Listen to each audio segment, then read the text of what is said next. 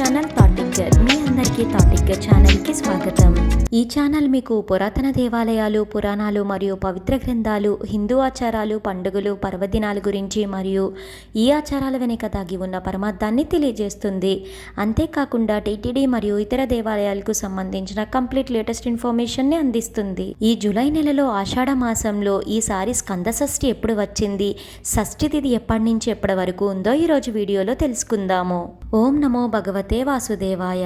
స్కంద షష్ఠి అనేది హిందువులు జరుపుకునే ఒక ముఖ్యమైన పర్వదినం. ఈ స్కంద షష్ఠినే సుబ్రహ్మణ్య షష్ఠిగా పిలుస్తారు.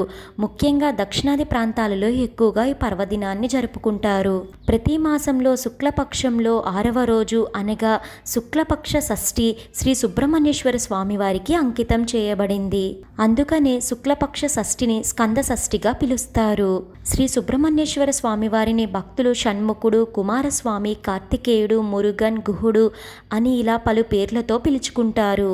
ఈ స్కంద షష్ఠి రోజున శ్రీ సుబ్రహ్మణ్యేశ్వర స్వామి వారిని ఆరాధించడం వలన సంతానం లేని దంపతులకు సంతానం కలుగుతుందని భక్తులు ప్రగాఢంగా నమ్ముతారు.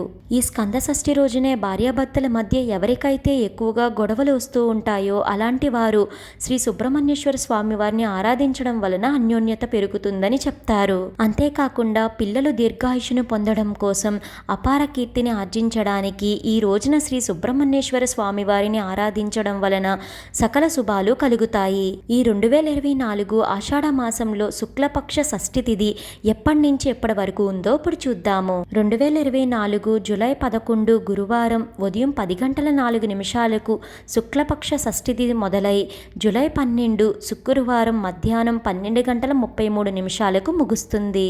ఈ క్రమంలో జూలై 12 శుక్రవారం రోజున స్కంద షష్ఠిని నిర్వహించుకోవాలి. ఈ స్కంద షష్ఠి రోజున భక్తులు స్కంద పురాణం మరియు స్కంద షష్ఠి కవచం పఠించడం ఎంతో మంచిది. అంతేకాకుండా శ్రీ సుబ్రహ్మణ్యేశ్వర స్వామివారి కరావలంబ స్తోత్రము మరియు శ్రీ సుబ్రహ్మణ్యేశ్వర స్వామివారి అష్టోత్తర శతనామావళిని పఠించండి.